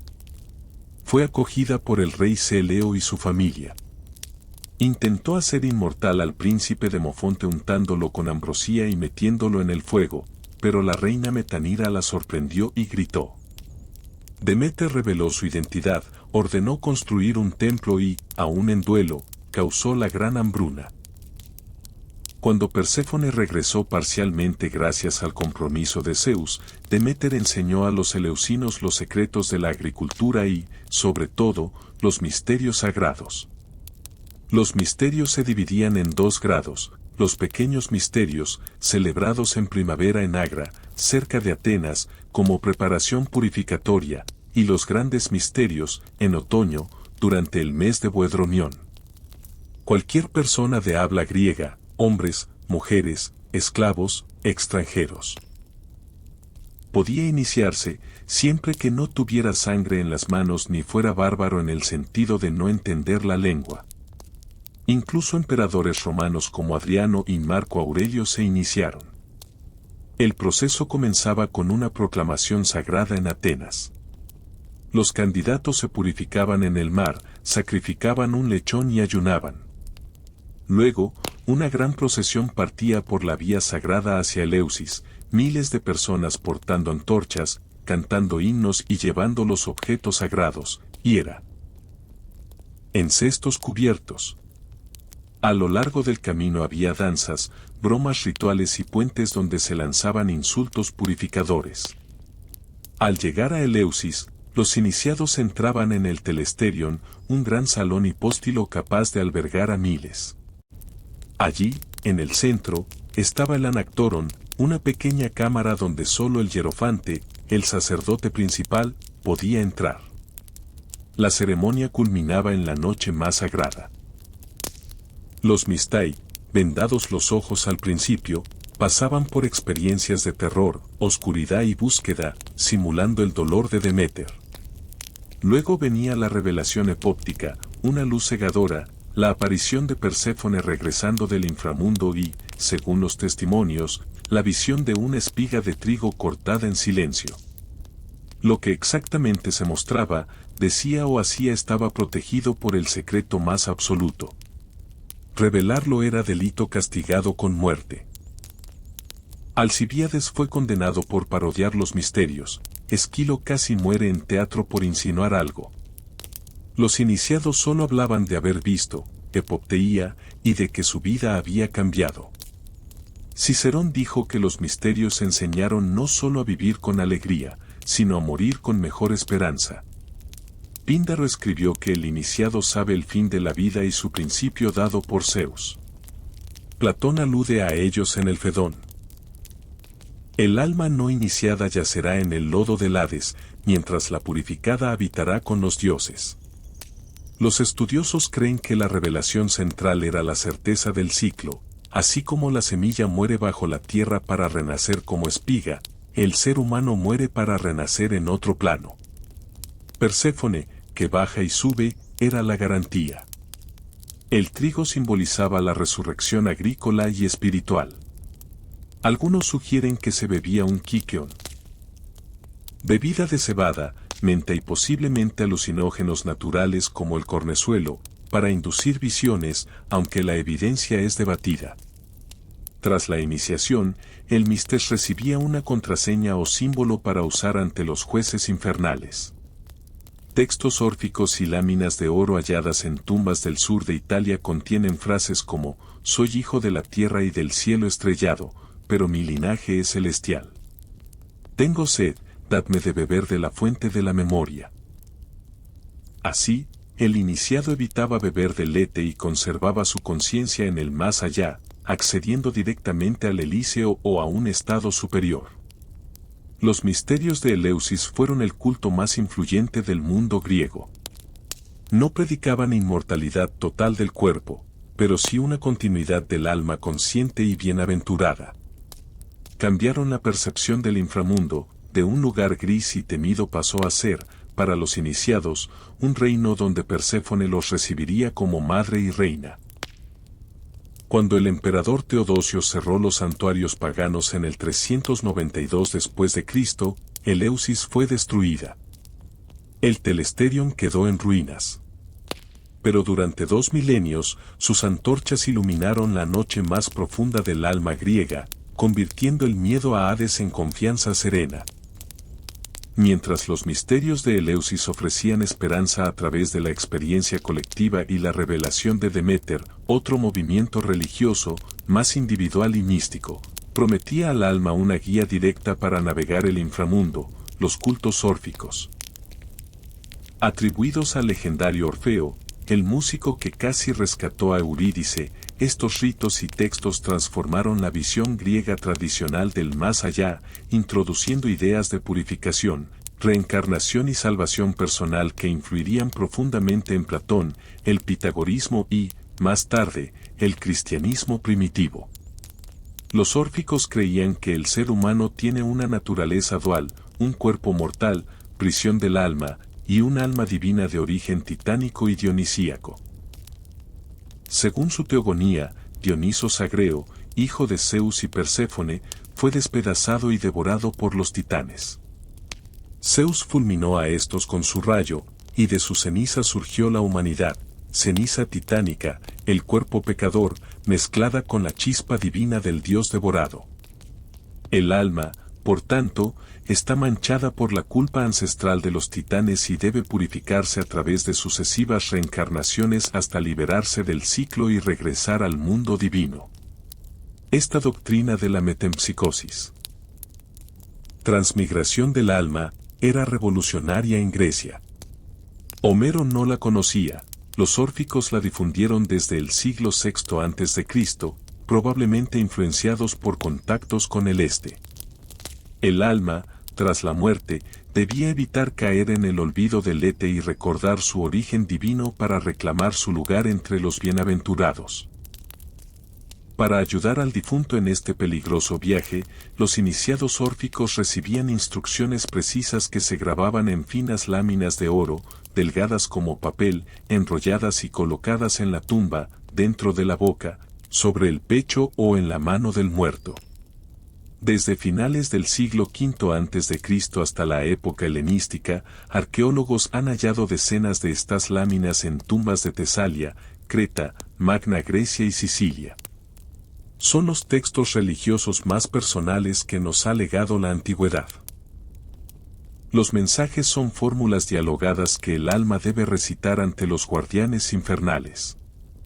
Al llegar sedienta a las fuentes del inframundo, encontrará dos. Una a la izquierda, custodiada por un ciprés blanco, es el Ete, el olvido. La otra, a la derecha, es la fuente de la memoria, Mnemosine. El alma debe evitar el Ete y dirigirse a los guardianes diciendo: soy hijo de la tierra y del cielo estrellado. Pero mi linaje es celestial, vosotros lo sabéis. Estoy seco de sed y perezco. Dadme pronto el agua fría que fluye de la laguna de la memoria. Los guardianes responden: ¿quién eres? ¿De dónde eres? Y el alma contesta con variantes según la lámina: vengo de los puros, pura reina de los subterráneos. Eucles, Eubuleo y los demás dioses inmortales. He pagado la pena por obras no justas. Ya sea el destino quien me venció o el rayo lanzador de Zeus. He volado fuera del círculo doloroso y penoso. En las láminas más largas, el alma declara haber alcanzado la purificación, he sido iniciada, he visto los ritos sagrados. Entonces los guardianes la dejan beber de la fuente de la memoria y la guían hacia los prados sagrados donde las almas bienaventuradas celebran banquetes con héroes y dioses. Algunas láminas terminan con una proclamación triunfal. Feliz y bienaventurado.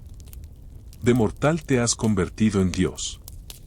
O, como un cabritillo caí en la leche.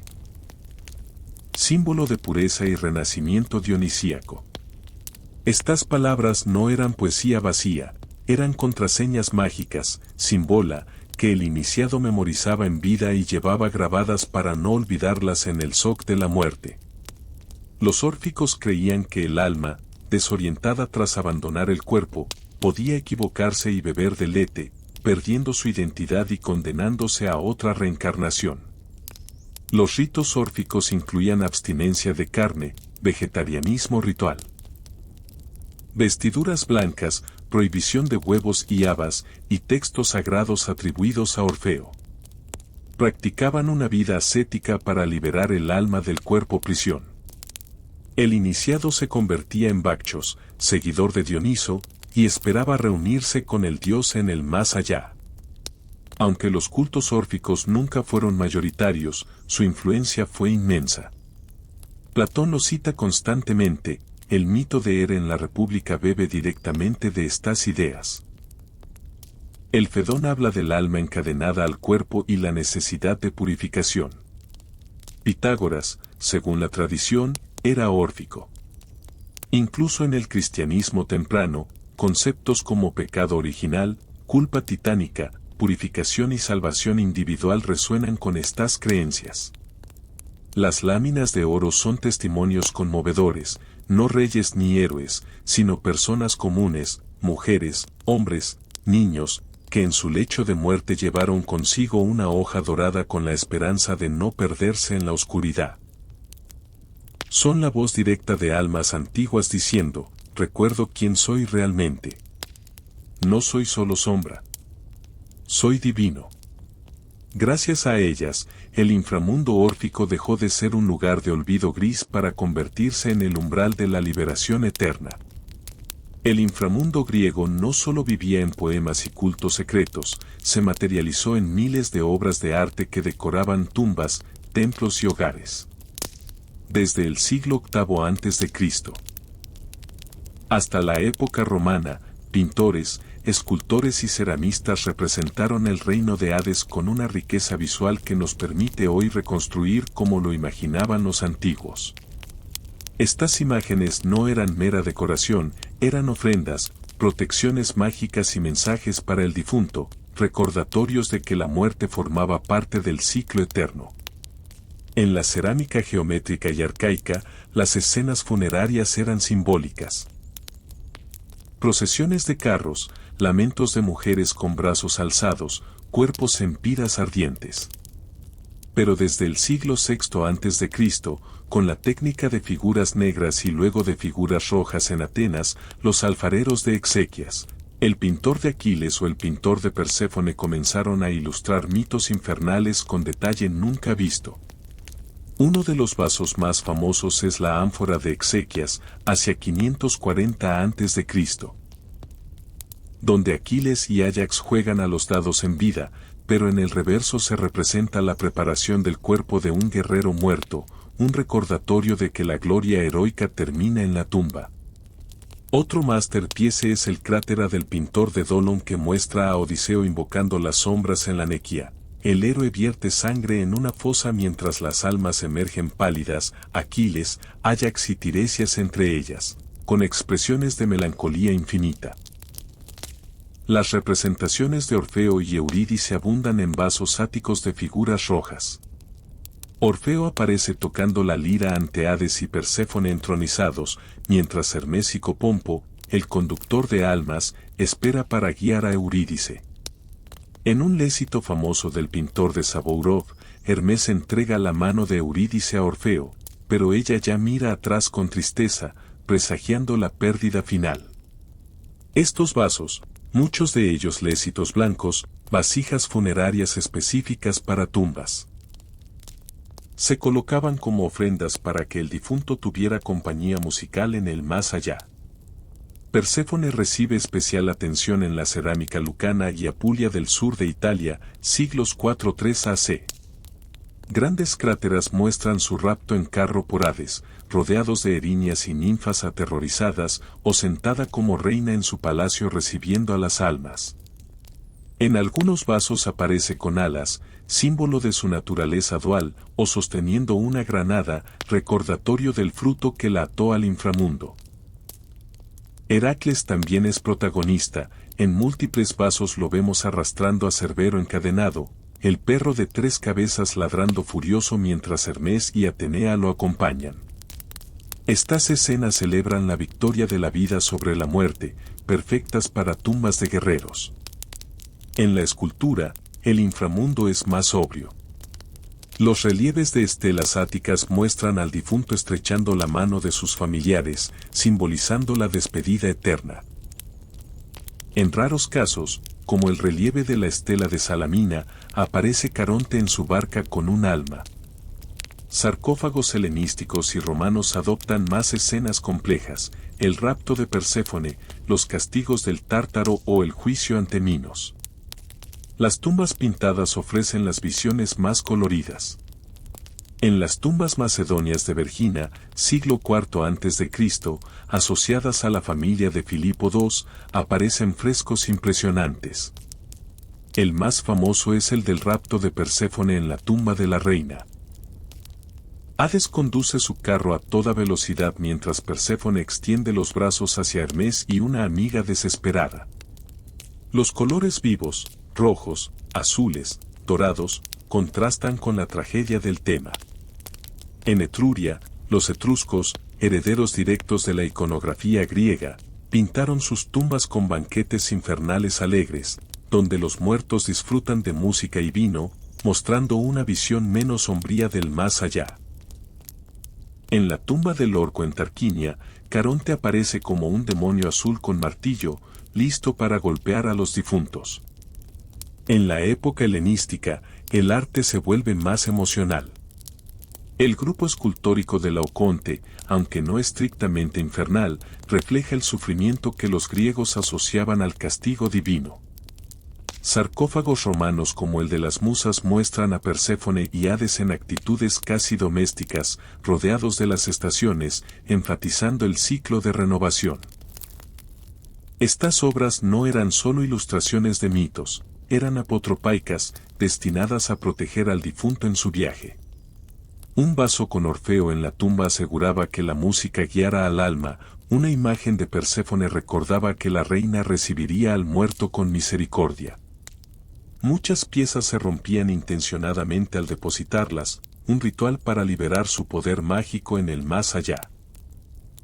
Hoy, en museos como el Louvre, el Británico, el Nacional de Atenas o el Metropolitano, estos objetos hablan directamente desde la oscuridad. Nos muestran un inframundo no solo temido, sino profundamente sentido, un lugar de separación dolorosa, pero también de justicia, belleza y continuidad. Cada pincelada, cada incisión, era un acto de amor y de fe en que la muerte no borraba del todo al ser humano. Cuando Roma conquistó Grecia, no destruyó su mitología. La absorbió, la reinterpretó y la enriqueció. El inframundo griego se transformó en el orco romano, un reino que conservó muchos rasgos helénicos pero adquirió un tono más solemne, legalista y estatal, acorde con el carácter romano. Hades se convirtió en Plutón para los cultos oficiales, pero también en Dis Pater, el padre rico, o simplemente Orcus, nombre que evocaba terror puro. Perséfone pasó a ser Proserpina, Caronte siguió igual, Cerbero mantuvo sus 3 cabezas, pero todo se tiñó de una gravedad imperial. Los romanos no tenían originalmente un inframundo tan estructurado. Sus antepasados itálicos creían en los manes, espíritus de los antepasados, y en un mundo subterráneo vago donde los muertos vivían como sombras. Con la influencia etrusca primero, que ya tenía un Caronte azul martillo en mano y demonios alados, y griega después, adoptaron la geografía completa. Ríos, regiones, jueces y castigos. Pero le añadieron su propio sello, el énfasis en la pietas hacia los muertos y el culto estatal a los dioses ctónicos. Plutón /de Spero recibió templos oficiales en Roma, aunque pocos. Uno de los más antiguos estaba en el campo de Marte, consagrado en el siglo III a.C. junto a Proserpina, con juegos seculares subterráneos donde se sacrificaban animales negros. Los romanos celebraban las Feralia en febrero, equivalentes a las antesterias griegas, ofreciendo guirnaldas, sal, trigo y violetas a las tumbas. Las Lemuria, en mayo, eran rituales para expulsar lémures, fantasmas malignos de muertos no apaciguados, lanzando habas negras al amanecer. La gran diferencia llegó con la literatura. Virgilio, en el libro Vi de la Eneida, 19 a.C., ofreció la descripción más influyente del inframundo en toda la antigüedad tardía. Encargado por Augusto para glorificar los orígenes troyanos de Roma, Virgilio envió a Eneas, hijo de Venus, al reino de los muertos guiado por la Sibila de Cumas. El poema fusiona tradición homérica, filosofía platónica, estoicismo y elementos órficos en una visión majestuosa y moral. Eneas desciende por la cueva de Averno, cerca de Nápoles, lugar sin aves por sus vapores sulfúricos. Cruza el vestíbulo del Orco, lleno de personificaciones. Sueños, enfermedades, vejez, miedo, hambre, guerra, discordia. Luego llega al Aqueronte, donde Caronte, descrito con ojos de fuego y túnica sucia, transporta solo a los enterrados. La Sibila droga a Cerbero con un pastel de miel y drogas. En la orilla opuesta, Eneas ve las almas de niños muertos prematuramente, los ejecutados injustamente, los suicidas en un bosque de mirtos sombríos y los muertos por amor, entre ellos Dido, que lo ignora con dignidad herida. Luego el camino se bifurca. A la izquierda el Tártaro, descrito con terrorífica grandeur, muros triples, flegetonte ardiente, puertas de diamante, los titanes encadenados, los grandes pecadores como Sísifo, Ticio e Ixión. La Sibila narra sus tormentos, pero no entran, no es lícito pisar las mansiones impías. A la derecha, los campos de los lamentos dan paso al Elíseo, luminoso y musical. Allí encuentra Eneas a Anquises, su padre, en un valle verde rodeado de héroes troyanos y futuras almas de romanos ilustres aún no nacidas.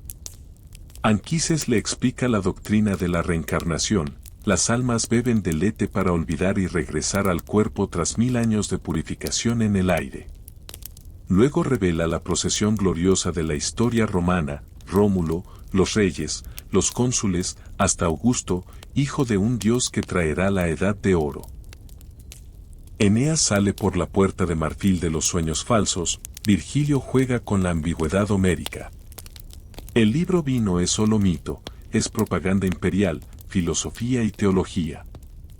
El inframundo virgiliano es un lugar de justicia estricta, pero también de esperanza patriótica. Roma es eterna porque sus grandes almas regresan purificadas. Ovidio, en las Metamorfosis, añade toques más ligeros y narrativos, el rapto de Proserpina visto desde múltiples ángulos, Orfeo fallando de nuevo. Pero es Virgilio quien fija la imagen medieval y renacentista del infierno. En el arte romano, mosaicos pompeyanos muestran a Plutón y Proserpina entronizados con cetros, rodeados de las estaciones. Sarcófagos del siglo II 3D se representan escenas completas, el juicio, los castigos, el Elíseo con banquetes. Los emperadores se iniciaban en Eleusis, Adriano, Marco Aurelio, y adoptaban títulos tónicos para legitimar su poder sobre vida y muerte. Así, el inframundo romano dejó de ser un lugar exclusivamente temido para convertirse en escenario de destino nacional. El Orco acogió no solo almas individuales, sino el alma colectiva de Roma, prometiendo que la grandeza terrena tenía eco eterno bajo la tierra. El reino de Hades no murió con el cierre de los templos paganos. Al contrario, su sombra se extendió por toda la cultura occidental, transformándose una y otra vez, pero conservando su esencia como lugar de justicia póstuma, separación irrevocable y, a veces, esperanza. El inframundo griego se convirtió en el molde sobre el que se construyeron casi todas las visiones posteriores del más allá. En la Edad Media cristiana, la influencia fue profunda aunque indirecta. Los primeros teólogos conocían a Homero, Platón y Virgilio. La Eneida de Virgilio, obligatoria en las escuelas medievales, sirvió de puente. Dante Alighieri, en el siglo XIV, tomó el descenso heroico como estructura para su Divina Comedia. Virgilio mismo es el guía de Dante por el infierno y el purgatorio. El Aqueronte, Caronte, Minos como juez, los ríos infernales, los castigos poéticos de los condenados, el lago de hielo para los traidores, los vientos tormentosos para los lujuriosos. Todo procede del modelo grecorromano, aunque reinterpretado bajo teología cristiana. El Tártaro se funde con el infierno bíblico, los campos elíseos, con el paraíso terrenal del limbo donde habitan los justos paganos como Homero, Platón y el propio Virgilio. En el Renacimiento, el redescubrimiento de textos antiguos y esculturas como el Laoconte o el torso del Belvedere revivió el imaginario clásico. Botticelli ilustró la Divina Comedia con escenas virgilianas. Miguel Ángel pintó el juicio final con Caronte azotando almas hacia la orilla infernal, tomado directamente de la Eneida. El mito de Orfeo y Eurídice inspiró las primeras óperas. Monteverdi estrenó la fábula de Orfeo en 1607, inaugurando el género con la música que vence a la muerte, casi. El romanticismo del siglo XIX abrazó el lado melancólico y trágico del Hades. Pintores como William Blake, Eugene Delacroix o Lord Leighton representaron a Orfeo perdiendo a Eurídice en el instante fatal, a Perséfone raptada o a Sísifo en su esfuerzo eterno. La figura de Perséfone se convirtió en símbolo de la mujer dividida entre mundos, de la belleza atrapada por la oscuridad. Poetas como Shelley, Keats y Goethe reescribieron estos mitos con sensibilidad moderna. El siglo XX llevó el inframundo al cine y la literatura popular. Jean Cocteau filmó Orphée en 1950, trasladando el mito a un París surrealista donde los espejos son puertas al reino de la muerte. En 1959, la película brasileña Orfeu Negro ganó el Oscar trasladando la tragedia a los carnavales de Río. La animación Disney Hercules 1997 presentó a Hades como villano carismático con llamas azules, aunque suavizando mucho la mitología. Pero fue la saga Percy Jackson de Rick Riordan, desde 2005, la que llevó el inframundo a generaciones jóvenes. Un reino moderno con ascensores, campos de castigo temáticos y un Hades sarcástico pero no malvado. En los videojuegos, el legado es inmenso. God of War, 2005 a 2023, recrea un inframundo griego vasto y brutal, con ríos de sangre, jueces esqueléticos y un Hades colosal como jefe final. Hades 2020. El roguelike de Supergiant Games convirtió el reino en un laberinto burocrático y hermoso donde Zagreus, hijo de Hades, intenta escapar una y otra vez, con diálogos profundos sobre familia, muerte y redención. El juego ganó premios por su narrativa y su respeto a la mitología mientras la reinventaba. En series recientes, el inframundo sigue vivo. Chaos, 2024, Netflix, reimagina a Hades y Perséfone como pareja disfuncional en un mundo contemporáneo. Lore Olympus, el webcómic de Rachel Smith convertido en fenómeno global, cuenta su historia de amor con estética moderna y millones de lectores. Incluso en Adestone, el musical de Anna S. Mitchell ganador del Tony en 2019, Orfeo y Eurídice cantan su tragedia en un escenario industrial que evoca tanto la Gran Depresión como el Reino Eterno.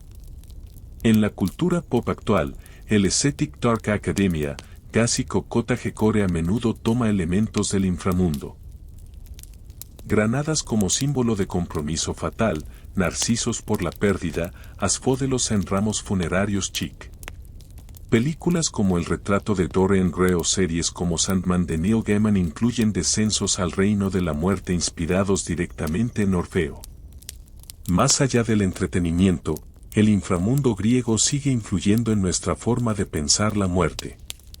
La psicología profunda de Jung vio en Perséfone el arquetipo de la anima, la parte femenina del inconsciente. La terapia moderna habla del descenso al inframundo como metáfora de enfrentar traumas. La idea de un juicio moral póstumo, de castigos que reflejan el crimen, de un más allá con gradaciones en lugar de blanco y negro, todo procede de aquel reino subterráneo imaginado hace 3000 años. El Hades no era un infierno de llamas eternas ni un paraíso absoluto, era un lugar de sombras, justicia y ciclos. Y esa ambigüedad lo hace eterno. Porque la muerte humana no es simple.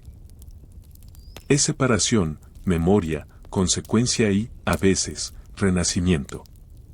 Mientras sigamos contando historias sobre lo que hay después del último aliento, el reino de Hades seguirá vivo, cambiando de forma pero nunca desapareciendo. Y aquí, al borde mismo del abismo, termina nuestro largo viaje por el reino de Hades. Hemos cruzado las puertas custodiadas por Cerbero, navegamos los 5 ríos primordiales, contemplamos el terror del Tártaro y la paz lejana del Elíseo. Hemos visto reyes inflexibles y reinas duales, héroes que casi vencieron a la muerte y mortales comunes que buscaron consuelo en misterios y rituales. Hemos seguido sus huellas a través de vasos pintados, tumbas sagradas, poemas épicos y, finalmente, hasta las pantallas y escenarios de nuestro propio tiempo. Porque, después de 3000 años, seguimos volviendo una y otra vez a este reino subterráneo.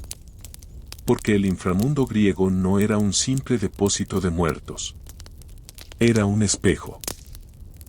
Reflejaba lo que los antiguos más temían y, al mismo tiempo, lo que más anhelaban entender, que la vida tiene límites, que las acciones tienen consecuencias, que el amor puede ser más fuerte que la muerte, pero no siempre lo suficiente.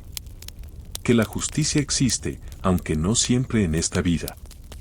Que la mayoría de nosotros no seremos héroes ni villanos absolutos, sino sombras grises en un campo de asfódelos. A diferencia de otros más allá posteriores, el Hades no prometía salvación universal ni condenación eterna por creencias. Exigía algo más difícil, vivir con medida, honrar a los dioses y a los muertos, reconocer que somos parte de un ciclo mayor. Perséfone baja y sube, la semilla muere y renace, el alma bebe del éter o de la memoria según lo que haya aprendido en vida. Esa ambigüedad lo hace profundamente humano. No hay respuestas fáciles, solo preguntas eternas, que dejamos atrás. ¿Qué merece ser recordado?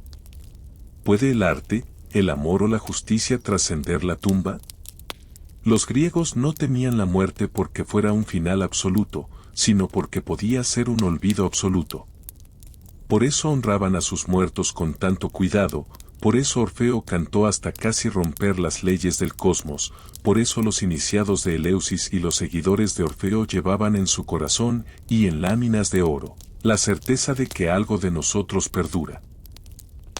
Hoy, en un mundo que a veces parece olvidar la muerte hasta que llega de golpe, el inframundo griego nos recuerda lo esencial. Nos invita a mirar hacia abajo, hacia la oscuridad, no para quedarnos allí, sino para regresar con más luz. Como Odiseo, como Eneas, como Orfeo, como Heracles, todos bajaron y, de una forma u otra, volvieron transformados.